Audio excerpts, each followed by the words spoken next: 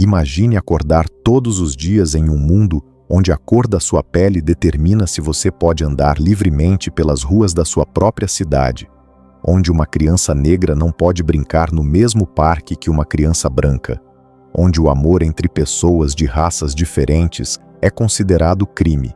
Isso não é ficção. Isso foi realidade para milhões de pessoas na África do Sul por quase 50 anos. O que você está prestes a descobrir é uma das histórias mais chocantes do século XX, mas também uma das mais inspiradoras sobre a força do espírito humano. Se você quer entender como um sistema construído para oprimir acabou sendo derrubado pela coragem de pessoas comuns, deixe seu like agora e se inscreva no canal, porque essa história vai mudar sua perspectiva sobre justiça e resistência para sempre. Você sabia que o apartheid não começou com violência, mas com uma simples eleição? Em 1948, algo aparentemente comum, uma eleição democrática, deu início a um dos sistemas mais cruéis da história moderna. Pense nisso. Apenas os cidadãos brancos podiam votar. Os sul-africanos negros, que representavam mais de 70% da população, foram completamente excluídos da decisão sobre seu próprio futuro. É como se, em uma família de 10 pessoas, apenas 2 pudessem decidir as regras para todos. Mas aqui está o que poucos sabem. O Partido Nacional, que defendia a segregação racial, na verdade recebeu menos votos que seus oponentes. Como então conseguiram vencer? A resposta revela a engenhosidade perversa do sistema. As áreas rurais, onde o partido tinha mais força, tinham mais peso por eleitor. Era uma democracia manipulada desde o início. Def Malan, o novo primeiro-ministro, tinha uma visão clara e aterrorizante: o apartheid. O apartheid não era apenas sobre separação, era sobre controle total. E o que aconteceu a seguir foi uma das operações de engenharia social mais eficientes e cruéis da história. Imagine que você acorda em 1950 e descobre que precisa ser classificado racialmente: branco, negro, colorido ou indiano. Essa simples classificação agora determina tudo: onde você pode viver, com quem pode se casar, que trabalho pode ter, qual escola seus filhos podem frequentar. Mas o que poucos sabem é que essas classificações às vezes separavam famílias. Irmãos eram classificados em raças diferentes, pais eram separados de filhos, o amor não importava, apenas a cor da pele. A lei das áreas de grupo começou algo inimaginável. 3,5 milhões de pessoas foram arrancadas de suas casas e enviadas para periferias distantes. Para ter uma ideia da magnitude, isso é como se toda a população de Berlim fosse forçada a se mudar da noite para o dia. E as crianças? A Lei de Educação Bantu de 1953 criou escolas deliberadamente subfinanciadas para crianças negras. Um oficial do governo resumiu a filosofia com uma frase que deveria nos assombrar: de que adianta ensinar matemática para uma criança bantu se ela não pode usá-la na prática? Eles não estavam apenas negando educação, estavam roubando sonhos. No início dos anos 1950, 3 jovens advogados estavam prestes a mudar a história: Walter Sisulu, Oliver Tambo e um jovem chamado Nelson Mandela. Eles tinham uma ideia radical: e se parássemos de pedir e começássemos a agir? Em 1952, aconteceu algo extraordinário: a campanha de desobediência civil. Milhares de pessoas deliberadamente violaram as leis do apartheid. Entraram em áreas exclusivas para brancos, recusaram-se a portar passes, escolheram a prisão em vez da submissão. Mais de 8.000 pessoas foram presas, lotando as cadeias do país. O governo pensou que isso os intimidaria, mas o que aconteceu foi o oposto. Em 1955, mais de 3.000 delegados de todas as raças se reuniram em Kliptown para criar algo revolucionário: a Carta da Liberdade. Suas primeiras palavras eram uma declaração de guerra contra o apartheid. A África do Sul pertence a todos os que nela vivem, negros e brancos. O governo não podia tolerar isso. Em 1956, em uma operação massiva, 155 ativistas foram presos, incluindo Mandela. A acusação? Traição. 5 anos de julgamento. 5 anos de incerteza. 5 anos onde a África do Sul prendeu a respiração. 21 de março de 1960. Uma data que deveria ser lembrada como o Dia Internacional contra a Discriminação em Sharpeville, África do Sul, esse dia se tornou sinônimo de massacre. Era uma manifestação pacífica contra as leis de passe. Famílias inteiras compareceram. Crianças brincavam enquanto seus pais protestavam. O ambiente era quase festivo. Então, a polícia abriu fogo. 69 pessoas mortas, muitas atingidas nas costas enquanto tentavam fugir. O mundo assistiu horrorizado. Mas dentro da África do Sul, a resposta foi ainda mais brutal. Estado de emergência, banimento do ANC, prisões em massa. Para Mandela, Sharpeville foi um divisor de águas. Ele havia dedicado sua vida à resistência pacífica. Mas naquele dia, uma pergunta o atormentava. Como você luta pela paz contra quem só entende violência? A resposta viria em 1961 e mudaria Mandela para sempre. Nasceu o Umkhonto we Sizwe, Lança da Nação. Sua missão? Sabotar a infraestrutura do apartheid sem atingir civis. Estações de energia, ferrovias, símbolos do poder, tudo virou alvo. Mandela desapareceu. Viajou secretamente pela África e Europa, reunindo apoio e recebendo treinamento de guerrilha. Na África do Sul, ele operava disfarçado, sempre um passo à frente das autoridades. A imprensa o apelidou de Pimpernel Negro. Por 17 meses, ele foi o homem mais procurado do país. Mas em 1962, perto da cidade de Howick, sua sorte acabou. Muitos acreditam que a CIA forneceu informações para sua captura. O herói da liberdade foi traído por aqueles que deveriam defender a democracia. Mandela foi condenado a 5 anos de prisão. Ele pensou que o pior havia passado. Estava terrivelmente enganado. 1963. A polícia invadiu a fazenda Lilies Leaf e encontrou documentos que ligavam Mandela a planos de sabotagem. As evidências eram irrefutáveis.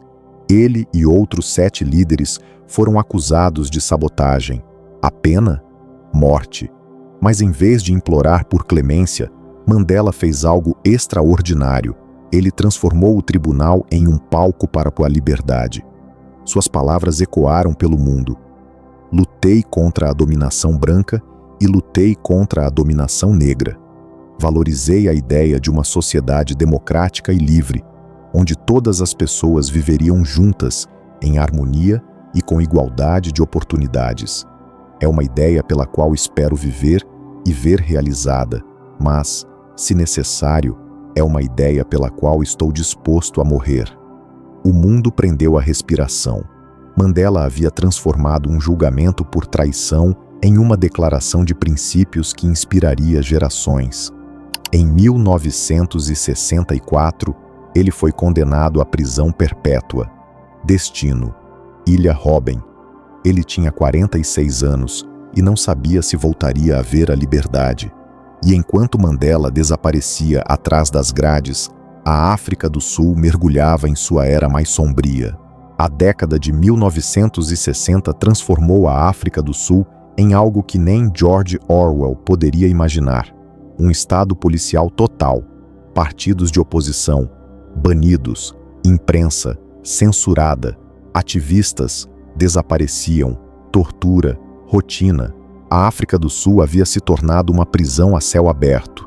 Imagine viver em um lugar onde uma conversa errada, um livro proibido ou um encontro suspeito poderiam fazê-lo desaparecer para sempre.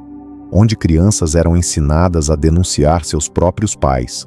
Mas mesmo no período mais sombrio, uma nova luz estava nascendo. E ela tinha um nome: Steve Biko. Biko era um estudante de medicina carismático que entendia algo fundamental. O apartheid não era apenas um sistema político, era psicológico. Ele sabia que antes de conquistar a liberdade física, os sul-africanos negros precisavam se libertar mentalmente. 16 de junho de 1976. Soweto. O que começou como um protesto estudantil se tornaria o dia que abalou o mundo. O governo havia decidido que crianças negras deveriam aprender em Afrikaner, a língua dos opressores. Para os estudantes, foi a gota d'água.